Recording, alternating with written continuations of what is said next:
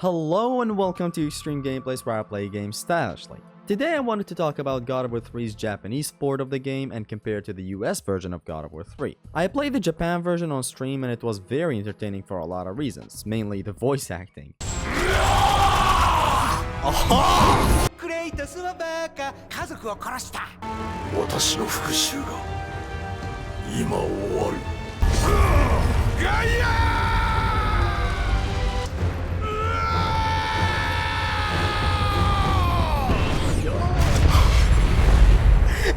Yo!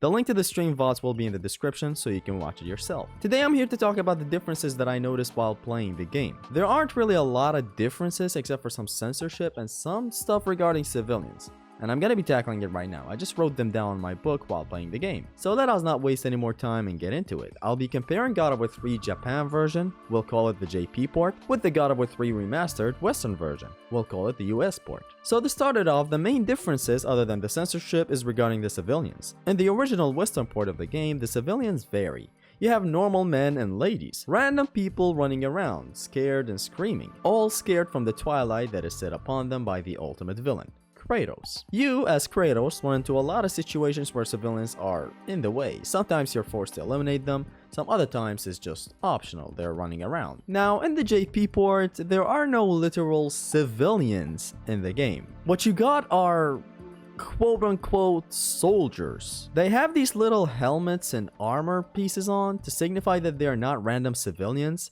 This is all to kinda delete the reputation of Kratos being a war criminal in God of War 3. As in, hey look, you're not killing random civilians, you're fighting these guys with helmets on.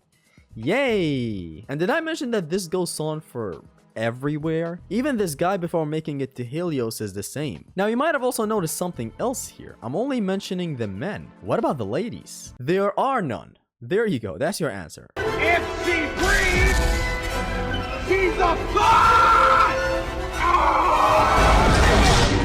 You should play God of War because it'll get you laid. While playing the game, you can even hear their screams in some places. Where are my ladies at?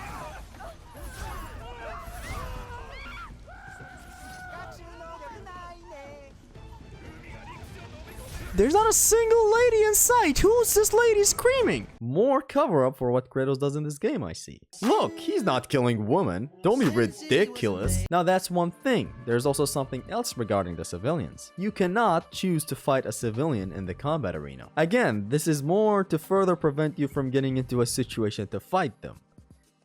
Very, very weird. And here's the funny thing, the changes don't end there when talking civilians. During the Hermes chase sequence, you make it to this wall right here. You gotta quickly climb up before the fire catches up to you. On your way up, there are civilians hanging on to dear life. You are forced to kill them and climb up. They're literally in your way. Now comes the JP port, and what does it do? It removes them, flat out. Like, they're not even there. Very odd of a choice. I've realized. He didn't mention power of speed. There are no one blocking your way here. Interesting. This is pretty much where the main differences end. Again, it was all civilian related. The rest is simply the censorship going on in the game, and let's cover it. The game censors gore and sexual content in some creative ways, I'd say. The women are all covered up, which is something I like. This will really help in the future whenever I need these clips for YouTube. And listen, when I say the women are covered up, I mean all of them. Even the Gorgon serpent's boobs are covered up in a very unique and creative way. It's the Gorgon's skin itself that covers it. It's like the whole creature you're fighting. It's very nice censorship. The siren has no nipples because that's what matters, right? And that's it for the gameplay side. I didn't really notice anything else. This is the censorship of the sexual stuff or when it comes to gameplay. The cutscenes, however, are even a better censorship. Clothes and stuff to cover them up. Just really good for content creators. As I said, that's all that I can think of for now. This is all that this is good for, because we all know what happens to these women on screen right now. Then comes the gore censorship. Now, I didn't notice any gore censorship in the gameplay stuff, but there are a lot in the killing scenes that happen, the main cutscenes. And here's the thing, some of them are really, really creative, while some of them are very, very weird. So to start it off with the most creative one and the first major one that happens,